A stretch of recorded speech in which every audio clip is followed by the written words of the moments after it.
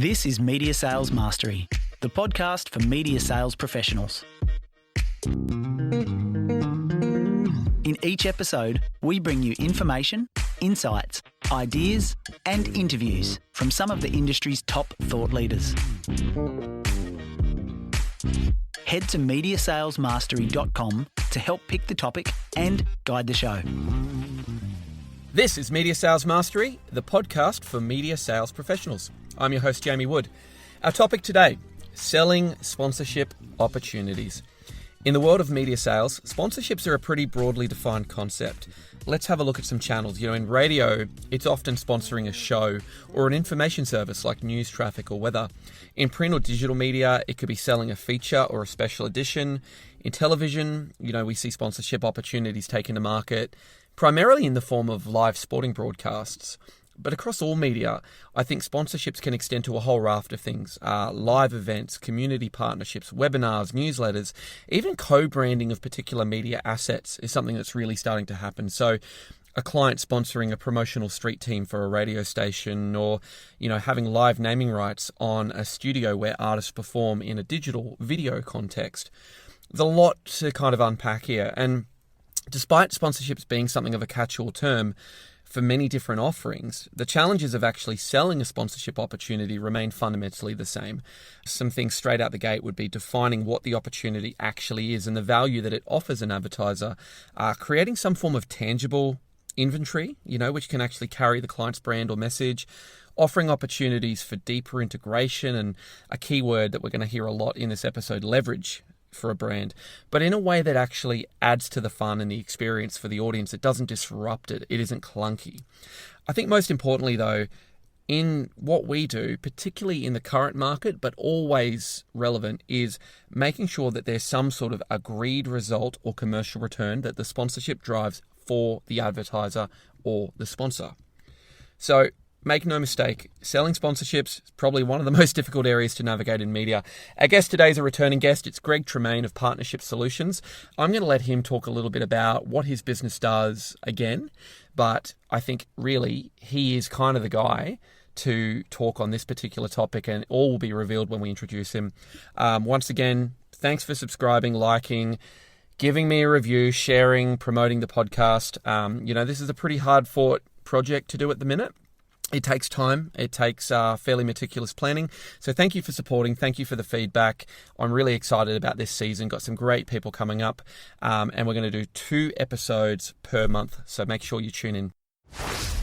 The first 5. Greg Tremaine, welcome back to the Media Sales Mastery podcast. Jamie, good to talk to you again, mate. How you been? I've been good. I think we're just going to need to let everyone know that this is our second attempt at recording this episode after I stupidly botched the recording on my end, and as luck would have it, we've made time tonight to do it, and we've got a massive thunderstorm here in Brisbane happening. So if the audio, we're just going to press on, but if the audio sounds dicey to the audience, I have to apologise. But mate, welcome back. You are a returning guest. We've had a podcast that got out into the ether at the end of last year as well. Tell us a bit about your background in media sales and what you're currently doing for anyone who missed that episode. Yeah, mate, for sure. Well, Jamie, look, as you know, mate, I've been in media sales for many years now, probably, over 20 at least, and I've worked for a whole bunch of different media organisations. So, probably originally back at Southern Cross Austereo, then a long stint with Authentic Entertainment, then over to ARN, HT&E. And, I guess across my whole career, I've really focused on those sort of commercial partnership roles, where I've been responsible for developing unique solutions, I guess, for brands across multiple different channels. So, whether it's audio, video, digital, social, live events, it's really been a bit of everything, really. But mate, look, I've mainly specialised in entertainment. So whether that's like music, sport, I've done a fair bit in esports just recently, the arts, and more recently been digging into a bit more in the entertainment content space, given the environment that we're all living and working under. I remember we had a chance to work together in the past, and I kind of remember you as the guy that whenever we acquired a new business or created a new product or had a new platform, it was kind of thrown to GT to go and commercialise it, which is probably why you're the perfect guest for our topic of selling sponsorship opportunities. And I dare say it plays very much into the business you've established, Partnership Solutions. How's it going? Yeah, mate. It does. Look, the business is going really well. I launched it last year, right in the middle of COVID. I think we had a good laugh about that last time we were on the podcast. But look, I launched the business in the middle of COVID, and it's all about helping brands to connect with their customers through the power of entertainment marketing. So what I'm doing there, mate, is I'm working with a fantastic network of rights holders, some event producers, and a whole village of partners, really. And what we're doing, I guess, is we're creating new opportunities to connect brands with some of the country's biggest entertainment properties. And look, it has been a tough year given the climate and certainly what the entertainment industry's faced. But I'm really excited about where things are heading, and really excited about how we're creating some very different approaches to take to market. Well, mate, it sounds really exciting, and we're getting into the topic today of sponsorship sales and selling sponsorship opportunities. And in the context of media sales, I'm really curious to know, what is your definition of a client sponsorship opportunity, and why is sponsorship in its many forms such a large component of many media organisations' offering? Sponsorship, it's a pretty broad term these days, isn't it? It is, yeah. But look, in the world of media sales, a client sponsorship opportunity it's generally where a publisher or a broadcaster packages up a content property or a promotional asset and offers marketers the chance to integrate their relevant brand message. And it could cover anything from a simple one-line credit on a radio show to a major partnership of the latest TV blockbuster. But look, when you think about it, media sponsorships have been around for pretty much as long as the media organisations themselves. Yeah, and it feels like, I don't know, I've always worked in traditional media, but it does feel like a large component of many media organisations' revenue bases. It definitely does. Yeah. Yeah, it is. I mean, and you know why? It's because they play a vitally important role in driving incremental revenue for media organisations. It's an avenue for the media to generate what's often referred to as non-traditional revenue. So that's like revenue that's generated outside of a traditional ad placement.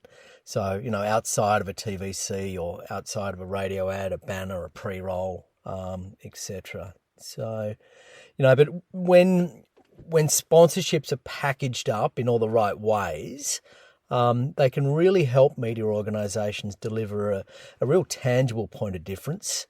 And that's especially important when they're responding to things like competitive client briefs.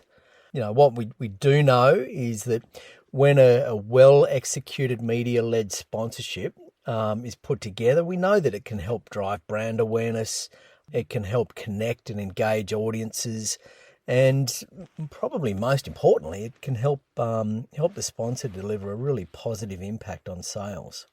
It's a really powerful proposition when harnessed correctly, and probably the segue into today's main topic is we're just going to really unpack how to more effectively sell sponsorship opportunities.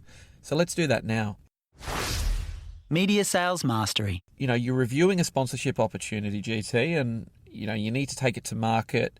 What are you looking for when you're reviewing that opportunity? And Yeah, I mean, there is a lot to take in, but generally, when I'm reviewing an opportunity, I'll look at how a property can create a real natural alignment with a brand. You'll often hear in media circles the term force fit.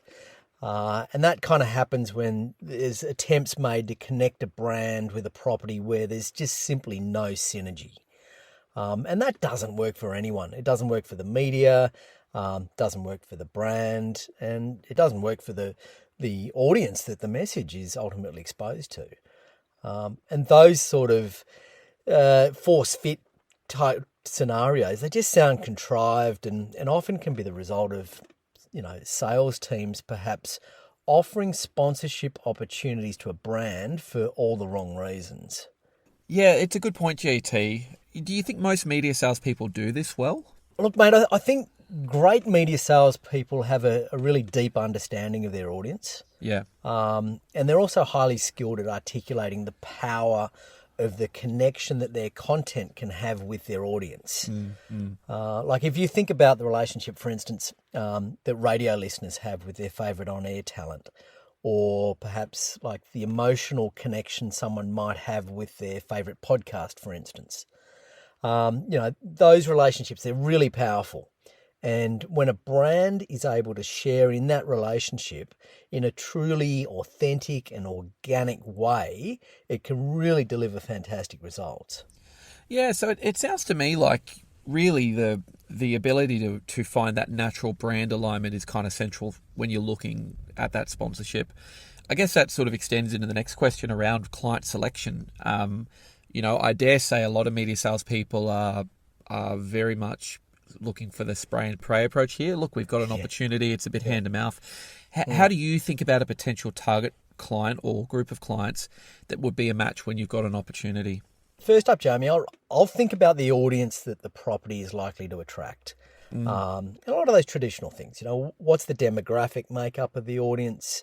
What are their interests and motivations? I'll then look at what brands are trying to engage that audience, and is there any contextual relevance? So, by that I mean, is there a natural correlation between the sponsorship property and the prospective brand? Yeah. And then I'll ask myself, can I create like a truly authentic fit for a brand with that property? Or is it simply like a force fit? I'll then, if I'm thinking about potential clients, I'll think about my client access and credibility with that client. Like, do I have a relationship with that client? Can I get through to the right decision maker? And can I ensure that the approach that I take will actually get the right hearing from the right people? It's a really good point, GT. I mean, we had an episode of the podcast with Steve Smith recently around navigating the buying committee and influencing the buying committee, which really kind of spoke to the evolving nature of how organizations make purchases across any number of business transactions. But one of the key things was, I think the average number of decision makers in major purchases has gone from like 3 to like 7.5. Yeah. And so that knowledge of the client and that relationship to not only understand their objectives, their brand values, what it is they're trying to achieve with connecting with an audience, but also, who is actually in that business and what are their drivers? Who are those stakeholders? Absolutely. Yeah, absolutely. And making sure that, if you've got one connection in at that client, making sure that client is prepared to share that opportunity with the other stakeholders within the organisation. Because you certainly just don't want your approach landing on the desk of someone who, they might say no, but there might be half a dozen other people in the organisation, as you say, that might actually give it a decent hearing and some valued consideration. And I guess, to maybe expand on this point, like you really seem to be of the view that you should never just think about the property itself.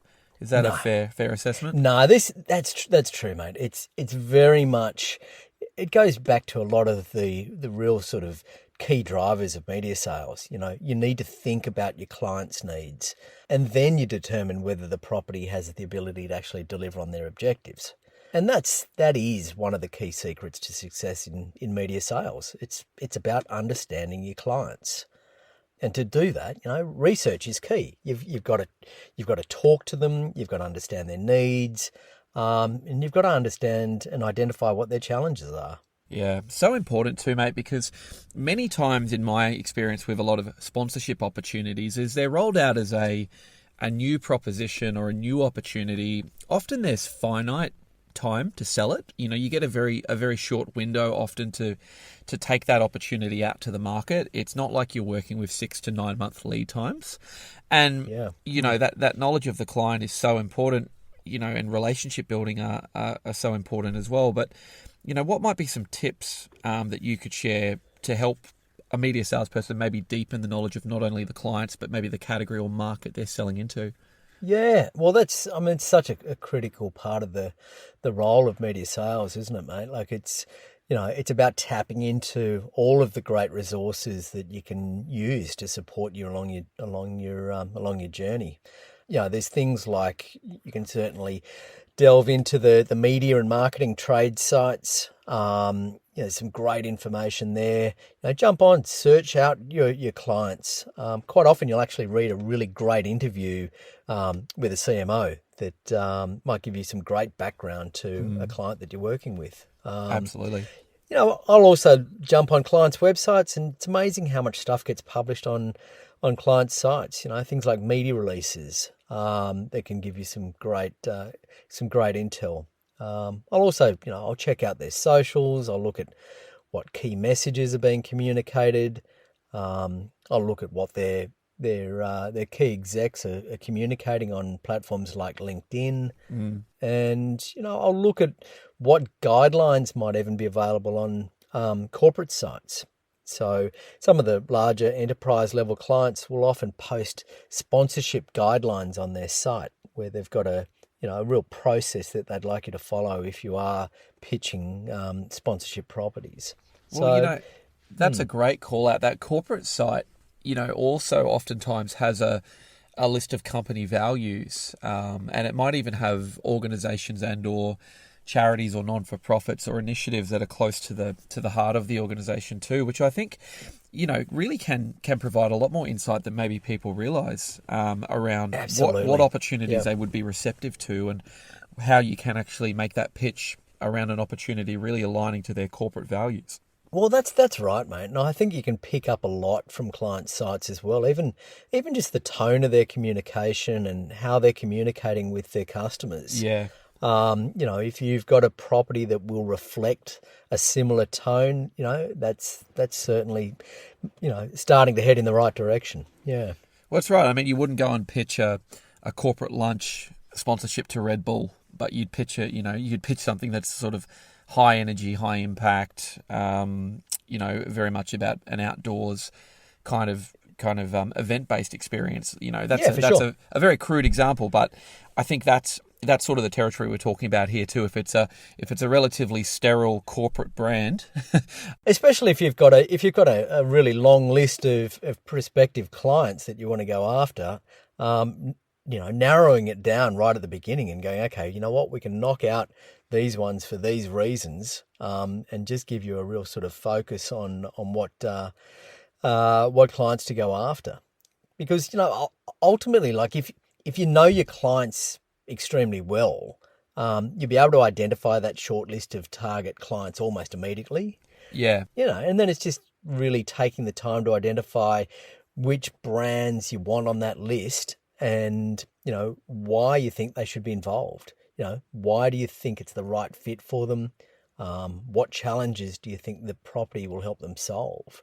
The more you understand your client, it just means that ultimately your lists can be a lot shorter, but they'll be the right prospects to go after. The thing about sponsorships too is that they really are bespoke, or they really are different, and can come in many different forms, as you sort of spoke about at the top of this convo. How do you pull together a bit of a core proposition when selling sponsorships? Is it about that audience first proposition? This is the audience it's likely to attract. Is it about the environment? This is a fun, irreverent environment that sort of aligns to your brand values. Do you look at just a general value versus investment kind of proposition? Is there any sort of particular playbook as to how you might go and position a sponsorship opportunity to that right target client? Sure. Yeah. Look, every property's different too, mate. I've got to say, like it's really having a clear understanding of what that property and what a sponsorship within that property environment has the potential to deliver. Yeah.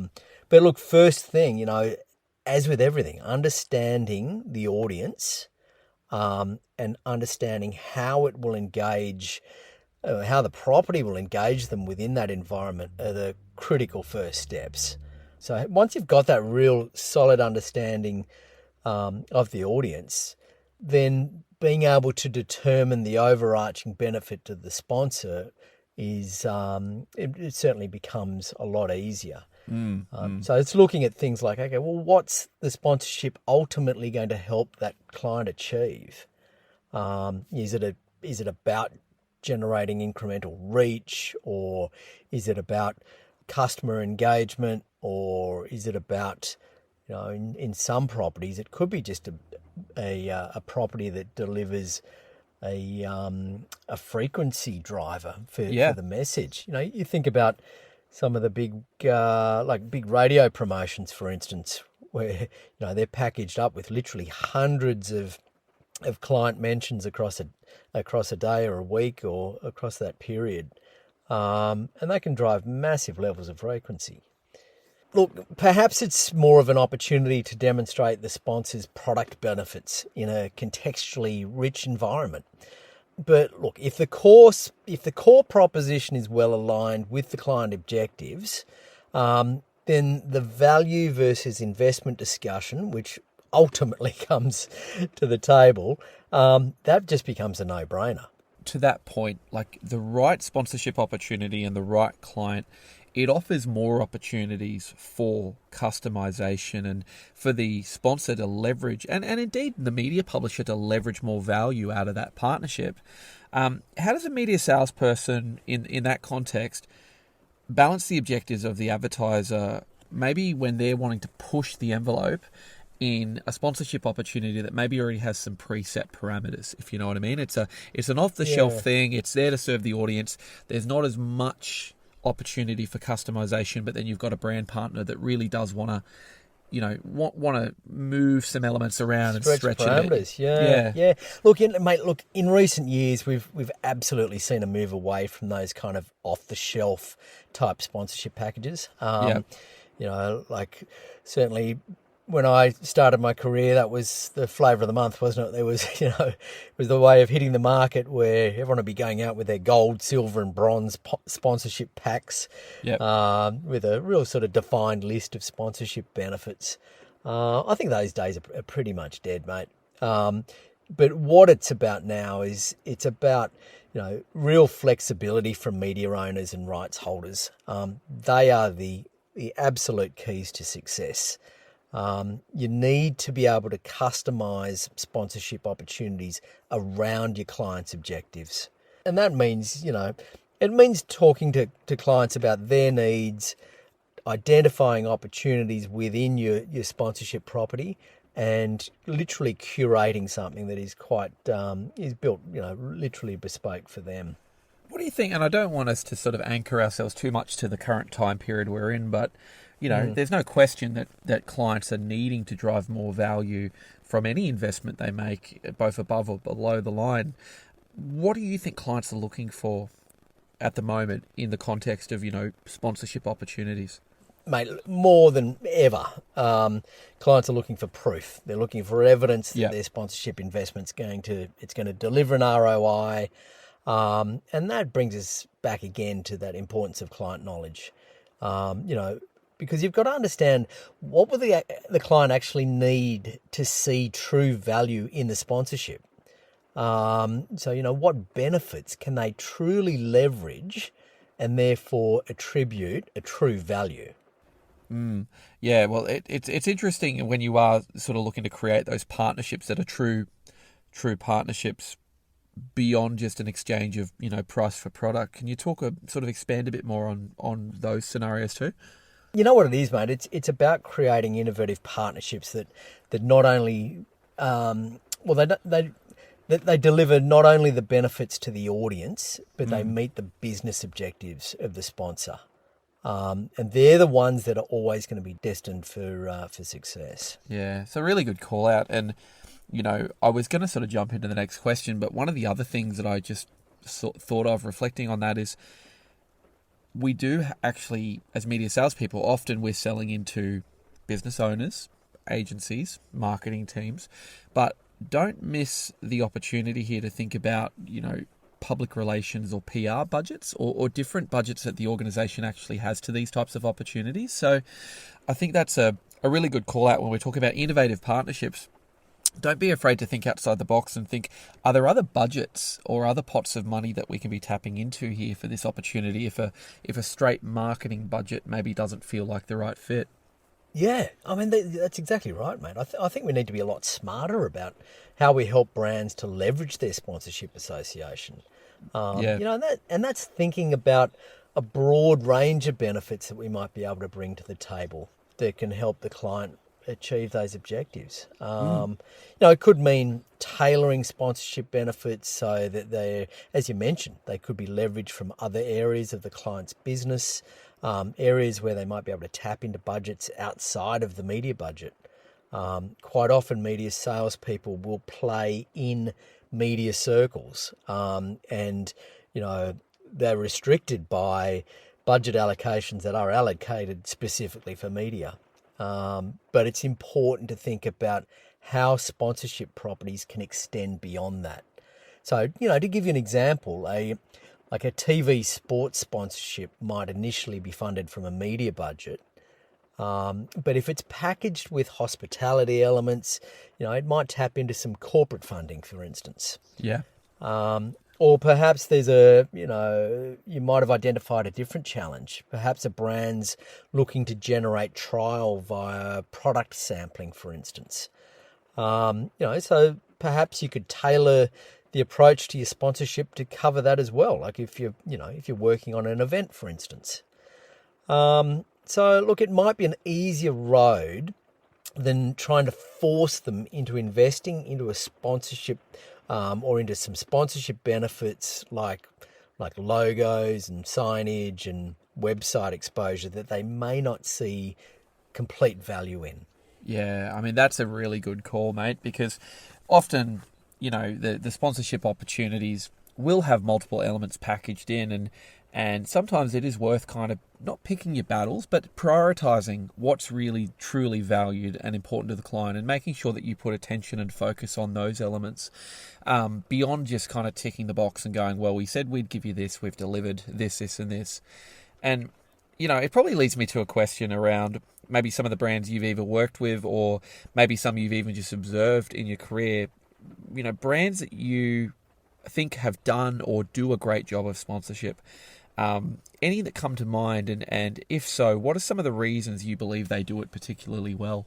Yeah, I mean, it's a great question, and I love watching what happens across the industry, when it comes to sponsorship. And look, generally, industry attention, it generally turns to TV, doesn't it? You know, like TV tends to be that channel that gets the headlines when it comes to the high-profile sponsorships.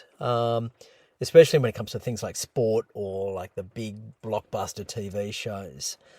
But look, I think about the job that, you know, maybe someone like Coles has done with MasterChef over the years. I think that's been great to see. You know, it's extended well beyond a program sponsorship. Yeah. They've leveraged that partnership at every touch point. It's on air, it's online, there's content extensions, they've pulled it in store. They've delivered co-branded promotions and offers. And, you know, of course, they've leveraged that partnership with their ambassador, Curtis Stone, as well. And look, don't get me wrong, it's a massive investment, but geez, they've done it well. They've done a cracking job, too, of really aligning their point of sale behind it. Like, I can remember going into Coles and seeing, you know, them actually have the ingredients all packaged up from the recipes cooked on last night's show for people to come in and buy and trial at home. So I know, it's unbelievable. Truly integrated. And you're right, these reality TV shows seem to really offer quite rich environments for brands to integrate into as well. Well, they have, mate, and they've been an absolute juggernaut of a success for the media organisations too. But you know, when I do look at it though, I do feel that there's always like a balance of how far you can push the commercialisation of your content, because it does get to a point that it starts to have an adverse effect on the audience. So, you know, the question, I guess, is the story arc of the show simply being pushed in a direction because a brand has thrown a few $1 million on the table? You know, from time to time you'll see it, and you'll see that shows or the producers of various programs have been forced into delivering something that is ultimately a little bit contrived. Yeah, they definitely, and the audience are wise to it. I mean, you see a lot of social buzz and a lot of chatter around, particularly the dating shows, when they sort of shoehorn a bit of integration in that just it doesn't serve the story and it just feels really clunky and inauthentic. Yeah, people are very wise to it. Absolutely, and ultimately the audience will determine the result. They'll vote with their eyes and ears and their ratings. So, Greg, what are some of the reasons you believe that brands do sponsorship well? Like, what things do you see when you see a particularly well executed partnership between a brand and a sponsor? Yeah, I think there's a couple of reasons I think brands do sponsorship particularly well. Firstly, there are the brands that not only invest in the property itself, but they also invest significantly to leverage their association as well. Yeah. Yep. If I give you an example, like think about like KFC. Look at the work that they've done with the Big Bash, with their sponsorship of the Big Bash, and they've extended that well beyond just the sponsorship into the whole Bucketheads activations. Yeah. And they've done some great stuff with it. Or what I've loved just recently is the work the guys at Special Group have done with Uber Eats to leverage their sponsorship of the Australian Open. Yeah. That's just been amazing watching the content that they've generated with the players. It's just fantastic, and there's a real sort of seamless line of when are you watching the content, and when are you watching the tennis, and when are you watching their ad content. Yeah, it's actually beautifully done. It really is. It's like the lines are very blurred between what is the game and what's actually Uber Eats content, but true. done very well, like done very seamlessly. Yeah, it's been fabulous. And look, secondly, mate, I think the brands that also do it well are the guys that are in it for the long haul. Yeah. And I really admire brands that play a key kind of supporting role as well in properties where there's a real sort of social cause or a community initiative. Yeah. That their sponsorships really support. So, examples there. Brands like Westpac, I guess, they've had that fantastic long-term sponsorship of the Westpac Rescue Helicopter Service, or Commonwealth Bank.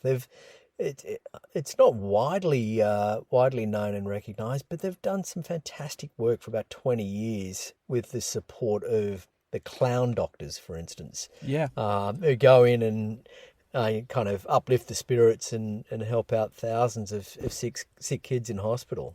So. They've stuck to their guns and they've been in it for the long haul, and I really admire that. Yeah, and I think this sort of leads to an interesting line of discussion too around certain brands maybe have an appetite for sponsorship opportunities that don't currently exist as well. And it's probably to round this topic out, for the people listening, do you encourage media sales people? Do we have the ability to create sponsorship opportunities? Something as simple as clever packaging of inventory or working with a content or strategy team to build something. Mate, you're tapping into some of my secrets here, mate. Absolutely. Absolutely. Like, I've always seen media inventory as an opportunity to create, new sponsorship or branded content properties. Honestly, if the perfect opportunity for your client doesn't exist, go and create it. I've lost count of how many times I've packaged up inventory into a completely tailored solution for a brand. Whether it's a content series anchored around like end of financial year tax tips, or a series of summer survival tips presented by a sunscreen brand. You just need to think about a 30 or a 60-second commercial spot as being a blank canvas for your client. If it doesn't exist, go and create it. Yeah, I love that. And it's interesting because I've obviously just moved into a new channel, and it's not one that's typically known for sponsorship or partnership, but it is one that's got a lot of inventory and has content provisions. So it's really exciting for me getting into this new world of thinking, how do we play with these things and package and position them differently to give it that level of gloss that a sponsorship opportunity or partnership has. So it's a really good point. It's funny, the one thing before we jump into the next topic, this came to my mind when I was working in Adelaide, and I've shared this with you in the past. Really good example of sponsorship. So obviously it's an AFL crazy town down there. I won't name the team, but there was a really big brand, national brand, headquartered out of Adelaide, and they went and took maybe a bronze level sponsorship of one of the football teams. So, pretty significant investment, a couple of $100,000. And the base level offering of that sponsorship was, corporate entertainment, signage on ground. I think you got your logo included on the players' jerseys, like a small patch on the shoulder, and a few other kind of inclusions. And I remember really distinctly the business owner just kind of turned around and said, "Look, I actually don't want any of that. I'll sponsor the team. I'll invest the money. You can basically take the sponsorship opportunity and redistribute it or sell it. I don't care. What I would like is an opportunity to pitch my my business as a major supplier for the team, the stadium, and the businesses owned by the board of directors." So I think that one sponsorship of about $200,000 ended up generating $600,000 or $700,000 of new business revenue for this guy. Brilliant. And imagine if it was sold in that way, though. Like, to go back to our point before, where we're saying, like, understanding the client's needs, what are they looking for, what benefits are they going to value? And imagine going in there and saying, "Look, you know what, we're not going to give you our bronze package that has all these benefits. We understand your need, and your needs for your business are based around X, Y, and Z. So we've tailored this entire sponsorship package around those needs." Yeah. And you'd have him at hello, I reckon. Well, conversely, GT, I mean, the people we're talking to on this podcast are people that are probably out there selling sponsorship opportunities. But for anyone who's maybe on the other side as a buyer or somebody that negotiates or activates sponsorship opportunities on behalf of their organization, the other approach is worth taking of, to your point earlier, not how do I extract value out of this, but how do I actually create more fun for the audience? So how do I bring my brand to life in a way that feels like it's part of the action and part of the fun and makes the event or the experience better? Because the goodwill that you generate from that, rather than kind of coming in with maybe a more sort of hard-headed kind of approach to, I'm just going to get as much value and signage and inclusions as I can. I think that's definitely a good point to kind of keep out there in the present for both sides. Yeah, and this is where, I mean, I've been a big fan of, the term partnerships as opposed to sponsorship. Yeah. Because that's where it's steering. I'm working with a brand at the moment that's doing exactly that. They're working with me on an event property, and it's more about not what just benefits that they can value from the event itself, but it's like, okay, how can we work together with the talent that's involved in that event? How can that brand go and tap into some of that talent, create some of their own content for their own channels that kind of still works for everybody? So it's, it is very much playing more in that partnership space that benefits all parties. And it's not just, leveraging the traditional sponsorship benefits. Yeah, I love that.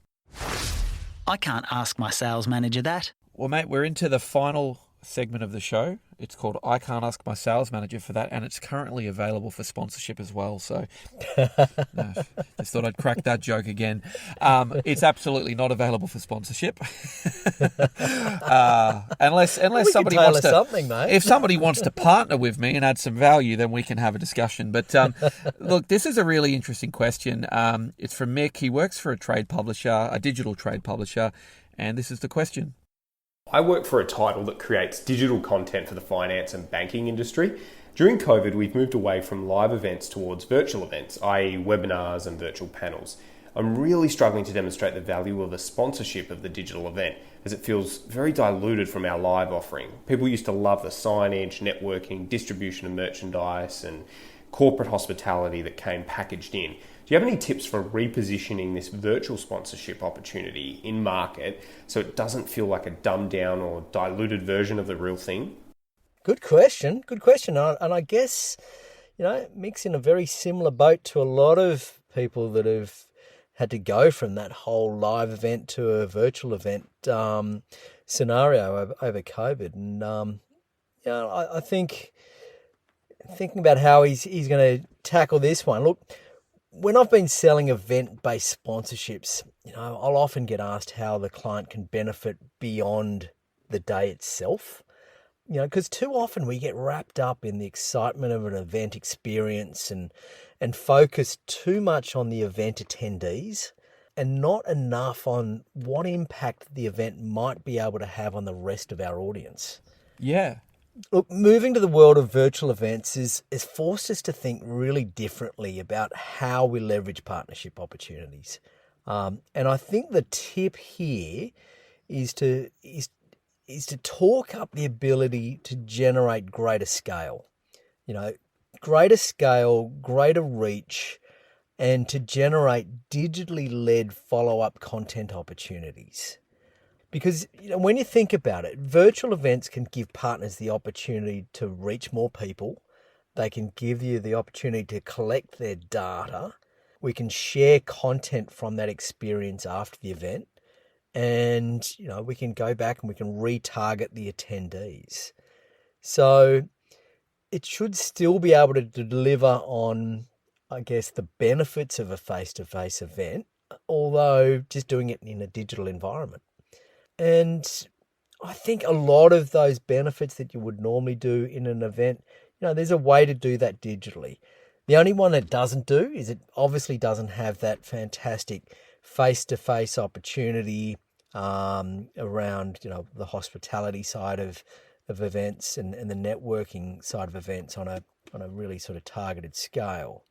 So I think what you've got to think about there is, can you cast the net in a broad way with a virtual strategy, and then really zero down on those virtual event attendees and identify who your absolute prospects are. And then it might be a case of going, there's it might be a dozen prospects that you've identified through that process. And then you might go and put all your hospitality efforts into doing a networking lunch with them, for instance, or doing some one-on-one follow-up. Mate, I think that's a great call. Like, I was looking at this as, I think, the concern or the question was kind of like, how do I position this so it doesn't feel like a watered down version of the real thing? And I think it's important to kind of reposition in the mind, in the mind of maybe, these events used to be sold very much about, the people that are congregating at the function, the venue or the function area. And it might be 100 people, it might be 50, it might be 200. And I really think the repositioning here is to actually say, if you're having a virtual event, much like a football game, there might be people there that are spectating the event. I mean, not so much in the last year, but, there's people there, but there's that much larger broadcast audience that get massive value from actually watching a really nicely curated, tightly packed broadcast of the event. And so I guess in my mind, it's just kind of maybe flipping it and going, let's take a lesson out of TV's book. How do they broadcast live events, and how do they position those opportunities as really a mass reach exercise? It's extending it beyond the day. Like, it's, how do you create that content? How do you curate that content to push out well beyond the event day itself? Because that's the thing with events, like quite often you think, okay, we've got this fantastic guest list, we've got 100 people coming, it's all the top people, and there's always that disappointing time at the end of the event where you go back, you check your attendees against your door list, and it's like, okay, well, we lost 20% of the people that said that they were coming.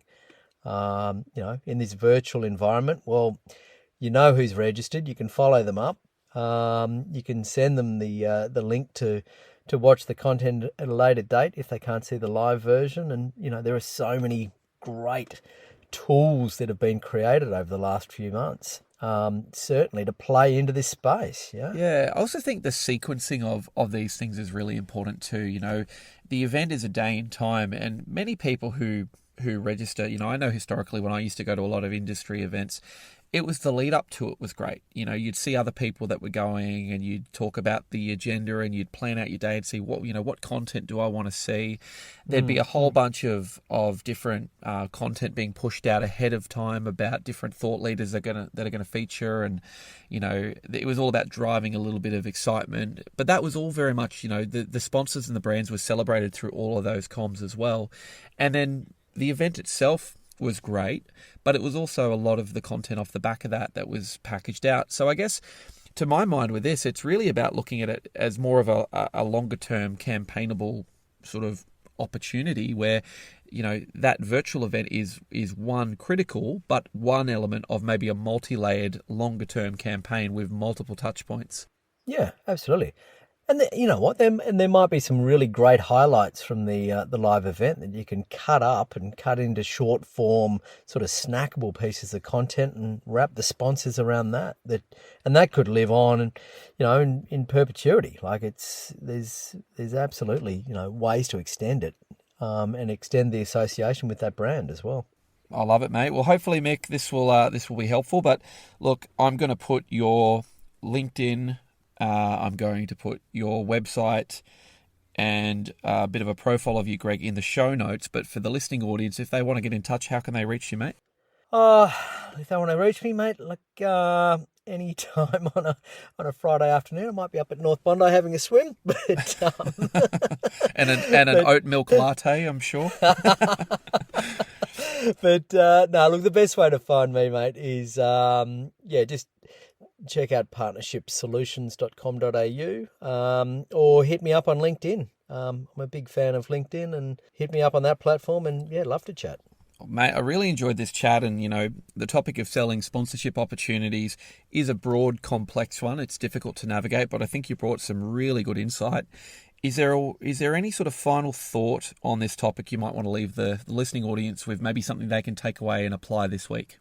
Yeah, look, you know, I think most importantly, to recap, Jamie, it's for me, it's avoid the spray and pray approach to sponsorships. You know, the days, as we said before, the days of salespeople taking an off-the-shelf proposal and doing the old kind of find and replace on a prospect's name, they're well and truly behind us. You know, future success really in sponsorship sales, you know, it comes from media sales professionals having a deep understanding of their client's business. And research is the key to that. You know, talk to your clients, ask them the right questions, understand their needs, and keep fine-tuning and keep building on that client knowledge. Because then the opportunity to join the dots between a sponsorship opportunity that might land on your desk and a property that you can create for the client from the ground up, it'll just simply come naturally. I love that. Awesome point to end on. Greg Tremaine, thank you very much for your time for the second time recording this episode. Jamie, it's a pleasure, mate. It's a pleasure. And mate, we wish you all the best. I think we nailed it the second time too, mate. I think it was better for it, mate. But I wish you all the best with Partnership Solutions. I'm really excited to hear about some of the stuff you're doing, and we look forward to having you on for a future episode too, mate. Yeah, I'd love to come back, mate. Love this series, and love what you're doing for the young media professionals out in the industry, mate. Thank you very much. You've been listening to Media Sales Mastery, the podcast for media sales professionals. Head to MediaSalesMastery.com to help pick the topic, guide the show, and don't forget to subscribe to receive new episodes each week.